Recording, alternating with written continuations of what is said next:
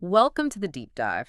Today, we're digging into a really fascinating book, Malcolm Gladwell's The Tipping Point: How Little Things Can Make a Big Difference. It's one of those books that really shifts how you see the world, isn't it? Absolutely. And to get us started, let's picture something specific. Think back to New York City in the 1980s. Oh, yeah. Gritty is probably an understatement. Definitely. I mean, you picture the subway, right? Cars just plastered top to bottom, inside and out with graffiti. Total visual chaos. And crime was just, it felt out of control. Neighborhoods like Brownsville, East New York, people talked about gunfire being common, streets emptying out super early. Right, that sense of danger was palpable. And you had incidents like the Bernhard Goetz subway shooting in '84. That became such a symbol of the city's problems, didn't it? A guy just opening fire on four youths he thought were going to rob him. It crystallized the fear and the feeling that things were breaking down. I mean, the stats were grim. In 1992 alone, over 2,100 murders in the city. It really felt like a city spiraling downwards. It did. But then, almost unbelievably, things started to change. And fast. Yeah, that's the incredible part. By the mid-90s, New York saw this dramatic drop in crime. It wasn't gradual at all. Not at all. Murders plummeted, something like 2/3 down in just 5 years. Total serious crimes nearly cut in half. And those streets you mentioned, Brownsville, East New York, they came back to life.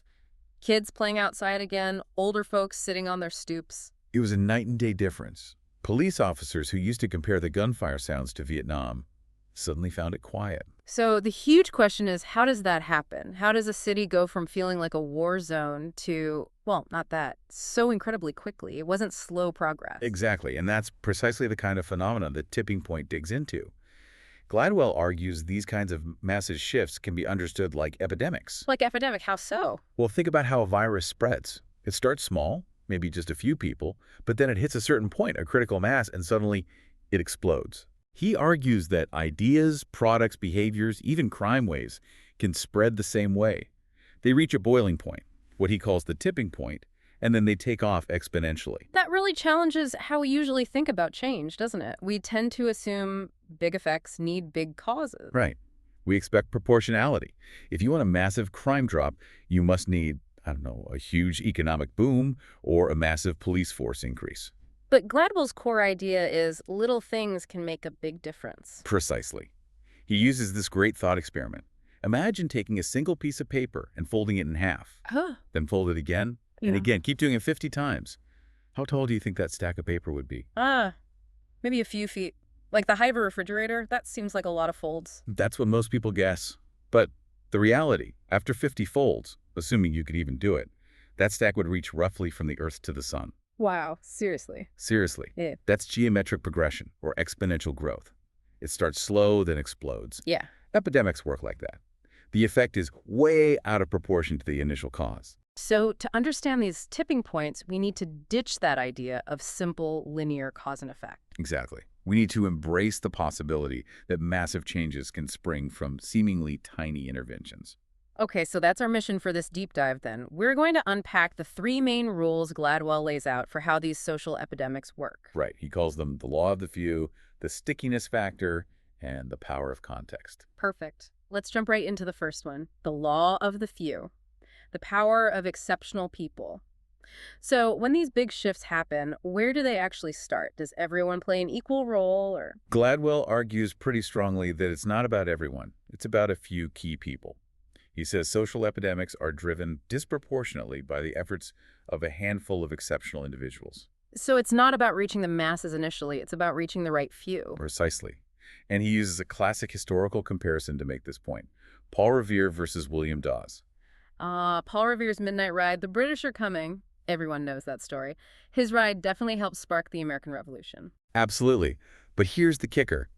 William Dawes rode the same night with the same message, warning the same towns. Really? I don't think I've ever heard of William Dawes. Exactly. And that's Gladwell's point. Why did Revere's message tip, leading to organized resistance, while Dawes basically fizzled out? The message was identical. So it must have been the messenger. That's the argument. Revere had certain social gifts, certain connections that made him uniquely effective. He was one of the few. Dawes apparently wasn't. Does this connect to that six degrees of separation idea that we're all linked by just a few people? It does, very directly. That idea stems from Stanley Milgram's small world experiments back in the 60s. Right, the chain letter thing, from Omaha to Boston. That's the one. He sent letters to random people in Omaha, asking them to forward it to someone they knew who might get it closer to a specific stockbroker in Boston.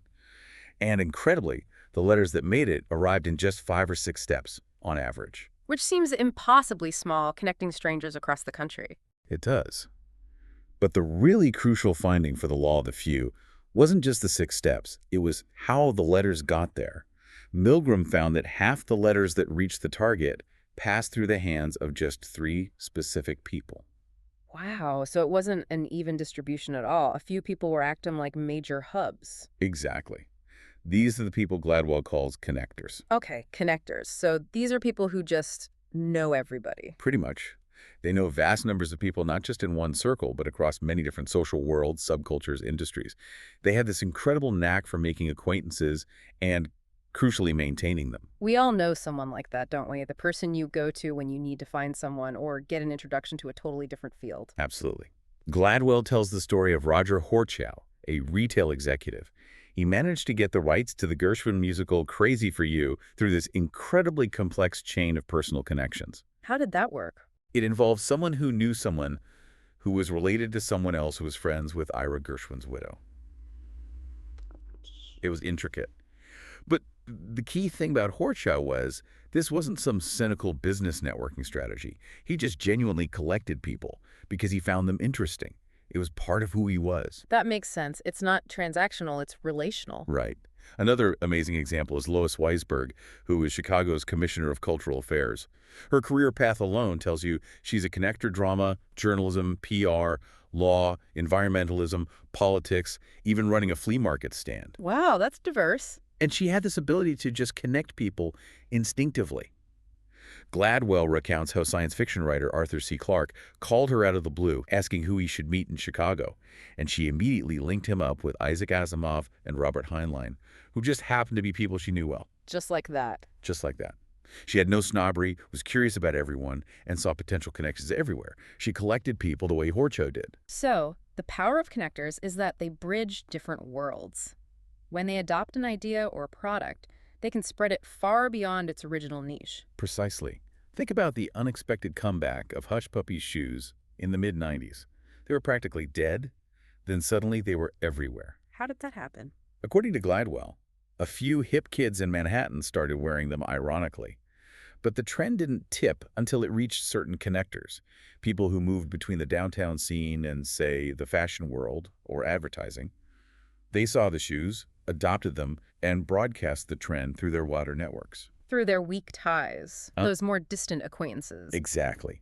Sociologists find these weak ties are often more important for spreading new information than our close friends, because close friends tend to know the same things we do. Connectors have lots of weak ties across many different groups. Like Roger Horchow faxing notes about a new restaurant he liked. Perfect example. And going back to Paul Revere, he was a classic connector. He was involved in numerous revolutionary groups in Boston. He knew artisans, merchants, politicians. He knew exactly whose door to knock on in each town to get the word out effectively. Dawes likely didn't have that breadth of connection. Okay, so connectors are crucial. Who else makes up the few? The next group Gladwell identifies are mavens. Mavens. That's a Yiddish word, right? Meaning someone who accumulates knowledge. Exactly. Mavens are information specialists. They're obsessed with knowing the details, especially about the marketplace, prices, quality, deals. But crucially, they're not just hoarding this knowledge. They're driven by a desire to share it and help others. So they're like consumer activists. In a way, think about those everyday low-price signs in supermarkets. Sometimes stores put them up without actually lowering the price much, if at all. Yeah, that seems kind of shady. It might seem like consumers are easily fooled, but Gladwell argues it works because a small number of people, the market mavens, are actually paying close attention. They track prices, they know the deals. If a store gets too tricky, these mavens notice, complain, and tell everyone they know to shop elsewhere. They keep the market honest. Ah, okay, so they're the watchdogs. They are, and they're proactively helpful. Linda Price, who researched mavens, told a story about one guy who remembered years later the exact price per can of coffee he bought during a massive sale where he stockpiled dozens of cans. That's so intense. It is. But it's not just about expertise. It's about the thrill of finding the deal. And more importantly, sharing that inside scoop. Mavens will clip coupons for you, tell you about sales, research the best product. They love educating others. Gladwell profiles a guy named Mark Alpert, right, the Maven. Yes, Albert sounds like the ultimate maven, pathologically helpful. Knows the pros and cons of cable versus satellite, how to negotiate hotel rates, why you shouldn't buy a certain car, the absolute best way to buy a Mercury Mystique. Okay, I need to meet this guy. Right. He's consumed by gathering and disseminating this practical knowledge. And critically, his motivation isn't to sell you something. It's to help you. So their advice feels trustworthy because it's coming from a place of genuine helpfulness, not persuasion. Exactly. Mavens provide the data, the information, they educate. Yeah. And that unbiased approach makes their recommendations incredibly powerful. They're trusted information brokers. Okay, so we have connectors who spread the word through people and mavens who spread it through information. What's the third type? The third type are salesmen. These are the persuader. The closers. Sort of, but it's often much more subtle than that.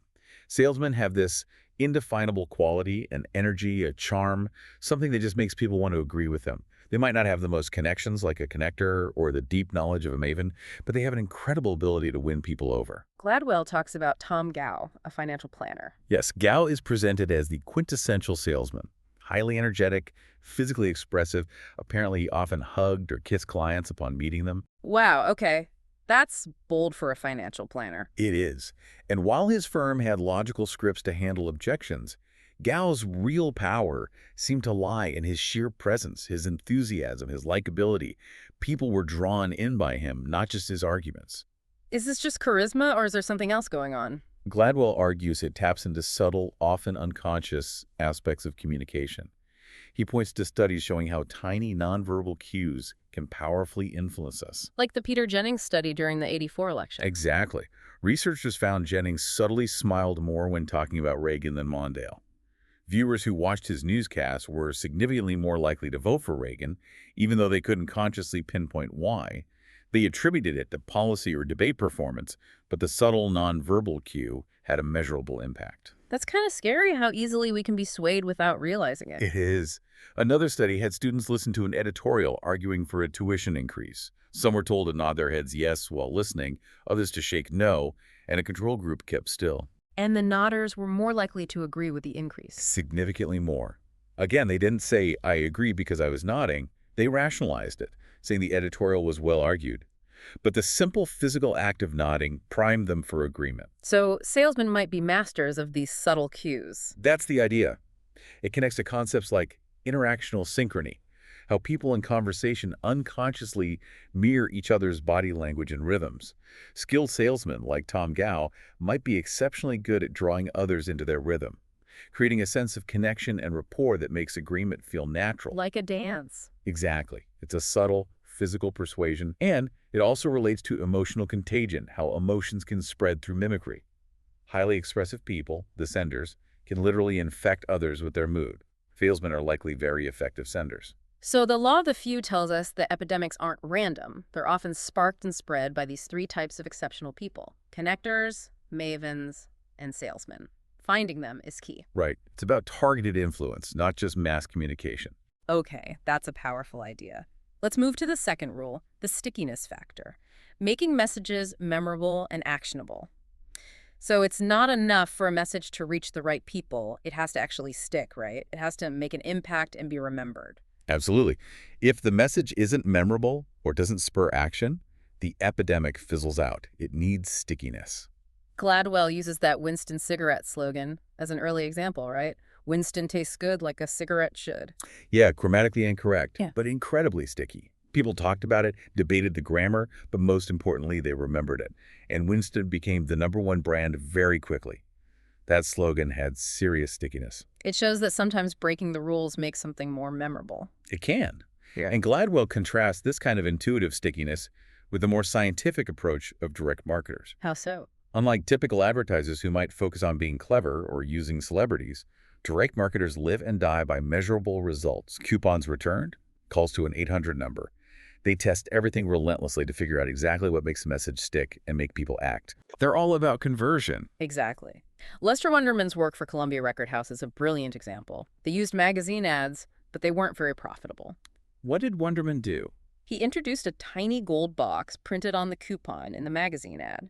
Then he ran TV commercials telling people to look for the secret of the gold box in magazines like TV Guide, and if they found it, they'd get extra free records. Ah, creating a little treasure hunt. Precisely. It turned passive ad viewing into an interactive game. Viewers became participants. And the result? Those previously unprofitable magazine ads suddenly became huge winners. That little gold box was the sticky element that tipped the campaign. That's clever. It makes the recipient feel involved. Right. And the tetanus shot experiment by Howard Leventhal really drives home how subtle stickiness can be. Remind me of that one. Okay, so Leventhal gave college students booklets about the dangers of tetanus and the importance of getting a shot. Some booklets were high fear, really graphic, others were low fear. Did the scary ones work better? They convinced students intellectually that tetanus was dangerous and shots were important. But when researchers checked a month later, only a tiny fraction, like 3%, had actually gone to the campus health center to get the shot. The information didn't translate to action. It wasn't sticky enough. So what changed? In a follow-up experiment, they added one simple thing to the booklet: a map of the campus showing where the health center was, with the building circled and the specific times shots were available. Just adding a map? These were college seniors. Surely they knew where the health center was. Almost certainly. And they probably didn't even need the map to find it. But adding that map, making the information concrete and practical, caused the vaccination rate to jump from 3% to 28%. Wow. That's a huge difference from such a small change. It's profound. It wasn't about scaring them more or giving them more facts. It was about making the required action specific, easy, and memorable. The map provided a clear path, removing a tiny mental barrier, and that made the message stick in a way that spurred action. So stickiness isn't just about being clever or loud. It's often about making things practical and personal. Exactly. And this is crucial in today's world with the sheer clutter of information we face. Right. We're bombarded constantly. How does anything stick? It's tough. Gladwell mentions Coca-Cola spending millions sponsoring the Olympics, yet post-event surveys showed very few people actually associated Coke with the games. The message just got lost in the noise. So how do you engineer stickiness in that kind of environment? He looks at educational television, right? Yes, specifically the revolution brought about by Sesame Street. Back then, many people were skeptical about TV being educational. They saw it as passive, low involvement. Eat idiot box. Pretty much. Mm. But Sesame Street's creators deliberately set out to make learning sticky for preschoolers. And the research shows it worked.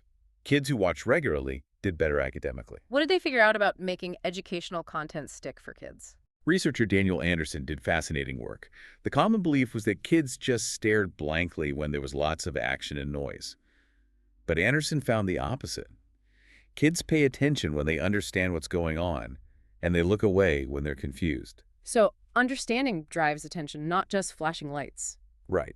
He even tested this by re-editing Sesame Street episodes so the segments were out of logical order. All the fun characters and songs were still there, but kids stopped watching because it didn't make sense anymore. That's really interesting. They're actively trying to learn. They are. And Sesame Street used research, led by Ed Palmer, with tools like his distractor device, to fine-tune everything. What's the distractor? Basically, they'd show kids Sesame Street on one screen and an unrelated slideshow on another. By precisely measuring when kids looked away from Sesame Street towards the distractor, they could pinpoint exactly which parts of the show weren't holding attention, weren't sticky. What kinds of things did they discover? They found kids tuned out during puns, or when adults had complex, argumentative conversations. They learned the optimal length for segments. They found that sometimes a really engaging character could actually distract from the lesson. Like Oscar the Grouch. Yeah, in one segment, Oscar's funny actions completely overshadowed the alphabet lesson he was supposed to be teaching. Oscar was sticky, but the educational content wasn't. They had to constantly tweak the format to make the learning itself stick. And then came Blue's Clues, which apparently took stickiness even further. Yes, Todd Kessler and Tracy Santamero, the creators, felt Sesame Street, while groundbreaking, still underestimated kids' ability to follow a narrative and engage deeply. They believed kids could have longer attention spans if the show was structured differently. How is Blue's Clues different? It was radically simple compared to Sesame Street's magazine format.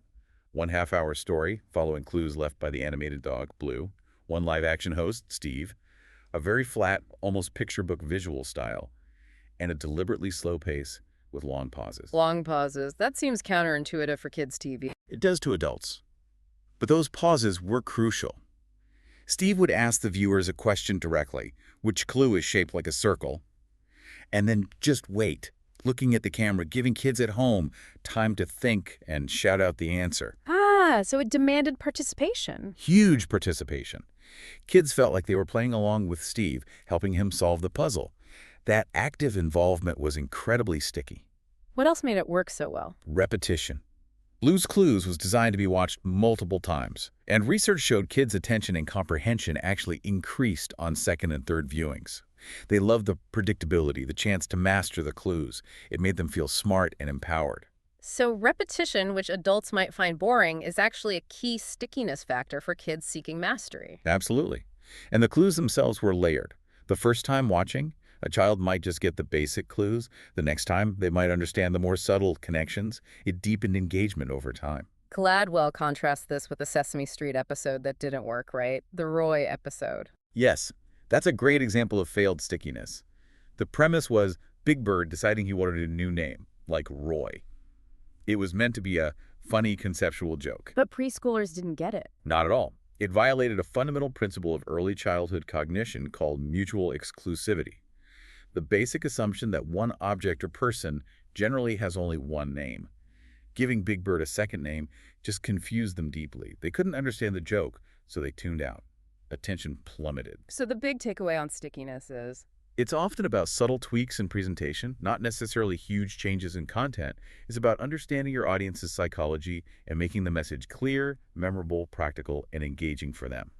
Small, targeted changes can make all the difference. okay, that makes sense. Which brings us to the third rule, the power of context, the influence of environment.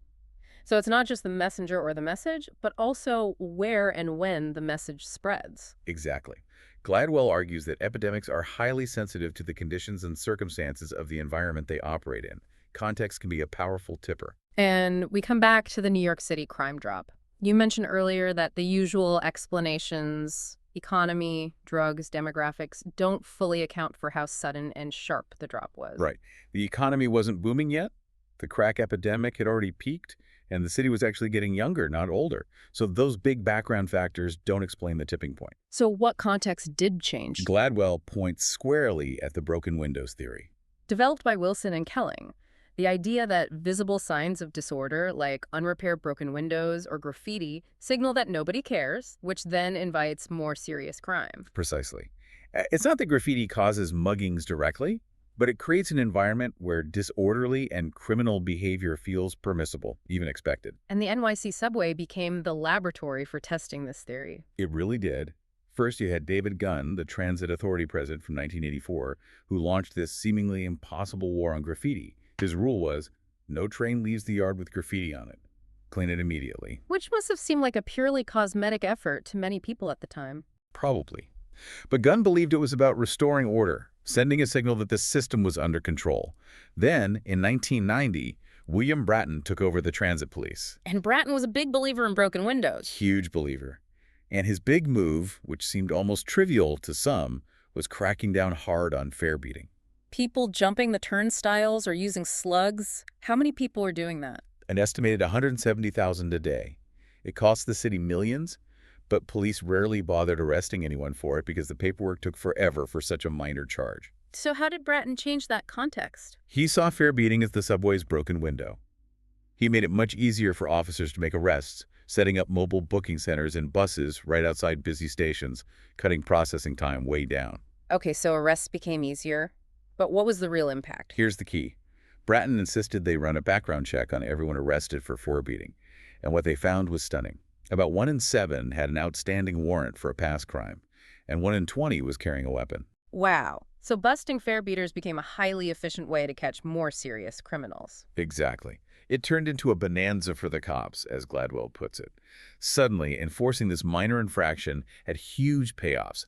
Misdemeanor arrests soared, the feeling of chaos on the subway evaporated, fare beating plummeted, and, Bratton argues, this change in the subway environment was the tipping point that led to the citywide drop in violent crime. It really underscores how changing the perception of order by focusing on small environmental details can have massive behavioral consequences. Absolutely. And this ties into a psychological bias Gladwell discusses, the fundamental attribution error, or FAE. Right, you mentioned this earlier. Our tendency to explain behavior based on someone's inherent character, it's the bad person, rather than the situation they're in. The environment encourages bad behavior. We overweight personality and underweight context. If someone litters, we think, what a slob, not maybe there are no trash cans anywhere nearby.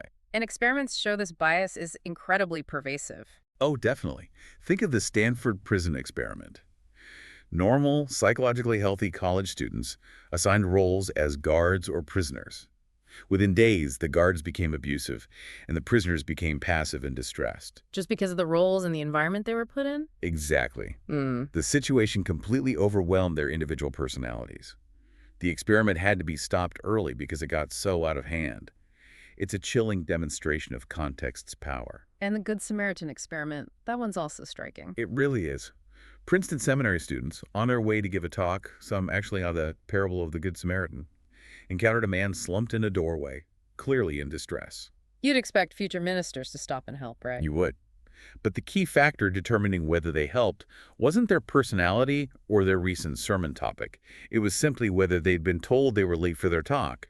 If they were in a hurry, they were far less likely to stop. So the simple pressure of time, a situational factor, overrode their moral inclinations. Profoundly so. It shows that even for supposedly good people, context matters enormously. Character isn't fixed, it's highly sensitive to the environment.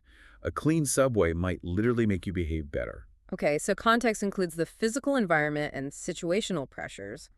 Does it also include the social environment, like the groups we're in? Absolutely. Gladwell argues group dynamics are a crucial part of context, introducing the rule of 150. 150? What's special about that number? It comes from the work of British anthropologist Robin Dunbar. He studied primate brain sizes, specifically the neocortex, and found a correlation between the size of the neocortex and the typical size of the social groups those primates live in. And for humans, based on our neocortex size, that number comes out to Around a 150. Dunbar argues this is the maximum number of people with whom we can maintain stable, meaningful social relationships where you know who everyone is and how they relate to everyone else. So it's like a cognitive limit on our social world. Kind of. Beyond 150, things start to break down. You need formal rules, hierarchies, and structures to keep a group cohesive. Below 150, groups can function more effectively based on informal ties and peer pressure. Is there evidence for this rule of 150 in human societies? Loads of it, actually. The typical size of hunter-gatherer villages throughout history hovers right around 150.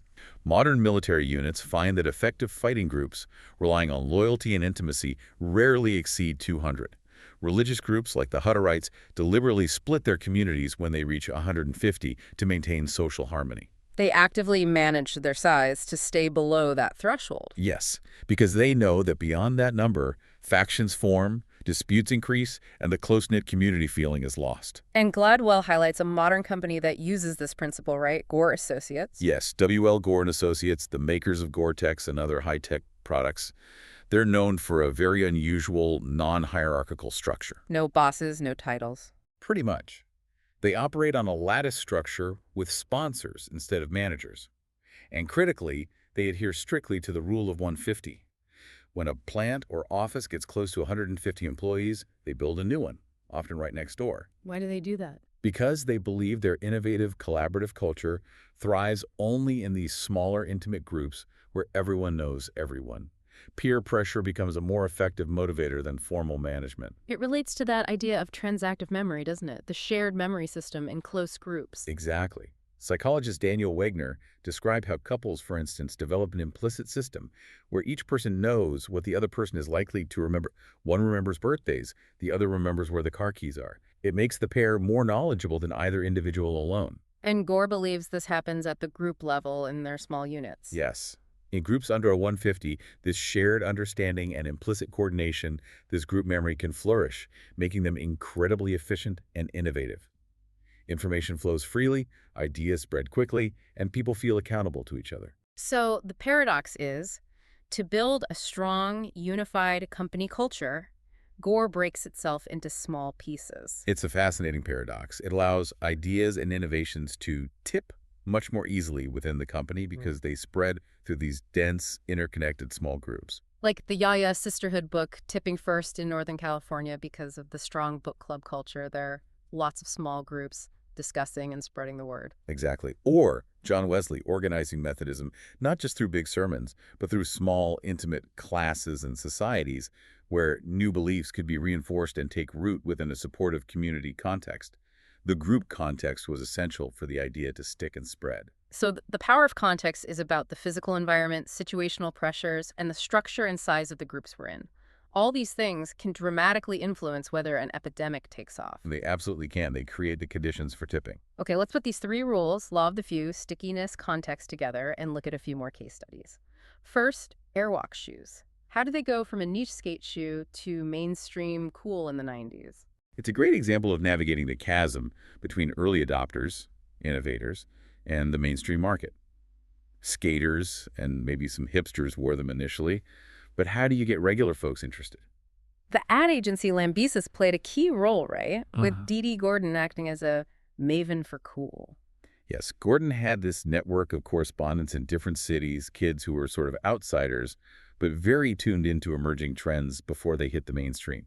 She'd synthesize the reports to find underlying currents. What kinds of things was she picking up on? Really diverse stuff. Maybe girls in L.A. wearing wife-beater undershirts, Kurt Cobain painting his fingernails, a sudden interest in Tibet, retro, James Bond, cool, irony about country clubs, fascination with future tech, seemingly random threads. So how did Lambesis use that for airwalk ads? They performed a kind of translation. They took the raw, edgy innovator trends and tweaked them, often with humor, to make them understandable and appealing to a broader audience. It's like how rumors get simplified and sharpened as they spread. So an ad might hint at the Tibet trend, but in a funny, accessible way. Like a monk sneaking cheat notes on his airwalks. Exactly. They made the cool digestible. And it worked spectacularly. Airwalk blew up. They successfully used mavens, like Gordon, to identify trends, connectors, through advertising to spread them, and translated the message, stickiness, for the mainstream context. But then airwalk faded pretty quickly, didn't it? It did. And Gladwell suggests it was because the product itself lost its edge. It became too mainstream, too homogenized, the context changed, the innovators moved on, and the stickiness wore off the actual shoes, even if the ads were still clever. Interesting. Okay, a very different case. The Micronesian suicide epidemic. This is a really tragic example. It is. Suicide was virtually unknown in Micronesia until the 1960s. Then, among young men particularly, the rates soared to become the highest in the world. And the triggers seemed disproportionately small. Arguments with parents, not getting something they wanted. Yes. Incidents that in other cultures wouldn't likely lead to suicide became common triggers. It became a kind of culturally accepted, almost ritualized response to shame or conflict for young men. It shifted from being seen as pathological to being tragically comprehensible within that specific context. How did the epidemic framework apply here? Primarily through contagion, the power of context, and perhaps stickiness. Research by David Phillips shows suicide can be imitative. One highly publicized suicide can lead to clusters. In Micronesia, the idea of suicide seemed to spread like a virus among vulnerable young men. It became tragically familiar, almost normalized. Exactly. Stories circulated, it appeared in songs, graffiti. The act itself perhaps lost some of its perceived severity through this terrible familiarity and repetition. The idea itself became sticky and contagious within that specific group and context. That's deeply unsettling. Let's shift to teenage smoking, another persistent epidemic. Why have anti-smoking campaigns often failed, especially with teens? Gladwell argues they often attack the wrong things. Focusing heavily on long-term health risks doesn't always work for teens, who are notoriously present-focused. And trying to make smoking seem uncool by having adults disapprove can actually backfire. Because rebellion is part of the appeal for some teens. Exactly. He talks about the smoking personality. The kids who tend to start smoking earliest and heaviest often share traits like defiance, risk-taking, impulsiveness, precocity. They aren't smoking to become cool. They often are the cool, rebellious kids already, and smoking is just one expression of that. So they're the salesmen of smoking, in a way. Their personality makes the behavior attractive to others. That's a good way to put it. And fighting those salesmen directly is really hard. Attacking the tobacco industry's advertising might also miss the point if the real drivers are peer influence and personality. What about the stickiness factor here? Nicotine itself. Right. Nicotine is obviously addictive, but not for everyone in the same way. Some people, chippers, can smoke occasionally without getting hooked. Genetics plays a role. But for many, especially those who start young, it becomes highly addictive. And there's a link to depression. A strong link. Many smokers might be self-medicating for depression. Treatments for depression, like the drug bupropion, marketed as Zyben for smoking cessation, can actually help people quit. So Gladwell suggests focusing on the stickiness of the cigarette itself. Yes, he highlights the work of nicotine researchers Benowitz and Henningfield, who proposed regulating the amount of nicotine in cigarettes, bringing it below the threshold needed to create and sustain addiction. Creating an unsticky cigarette. Exactly. Teens might still experiment for social reasons, the law of the few, cool kids, and power of context, peer groups, would still be factors. But if the nicotine level was too low to hook them, the habit wouldn't stick. Smoking would be, as Gladwell puts it, more like the common cold, easily caught but easily defeated. That's a radical idea, changing the product itself to reduce its stickiness. It's a classic tipping point intervention, a targeted tweak aimed at a crucial factor stickiness, rather than trying to change complex social behaviors head-on. One last case study, breast cancer education in beauty salons. This sounds like a positive example. It really is. Health educators were struggling to get breast cancer awareness messages across effectively in traditional settings like Black churches. People were often tired after services and not very receptive. So what was the tweak? Georgia Sadler, a nurse and researcher, had the idea to move the education efforts into beauty salons. Beauty salons, why there? Because it was a context where women were relaxed, had time on their hands while getting their hair done, and were already in a mindset of conversation and information sharing. The context was perfect. And who delivered the message? This was the clever part. Sadler trained the hairdressers themselves to be the health educators. They became the connectors, mavens, and salesmen all rolled into one. They could weave information about breast cancer, screening, and resources naturally into conversation, using storytelling and gossipy tidbits to make the health messages stick. So leveraging existing trusted relationships and a receptive environment. Precisely. It was a low-cost, culturally relevant Band-Aid solution that proved highly effective at changing attitudes and increasing mammogram rates. Perfect tipping point intervention, right messengers, right message structure, right context. Which brings us to that idea of Band-Aid solutions. We tend to think of that term negatively, like it's not a real solution. We do. We often assume that big problems require big, complicated, extensive solutions. We want comprehensive overhauls. But Gladwell argues these small, targeted Band-Aid fixes, like the map for the tetanus shots or moving health talks to salons, are often the most effective approach. Yes, because they focus effort precisely where it can leverage the principles of the tipping point. They're often inexpensive, convenient, and address the specific bottleneck, whether it's finding a connector, making a message sticky, or tweaking the context.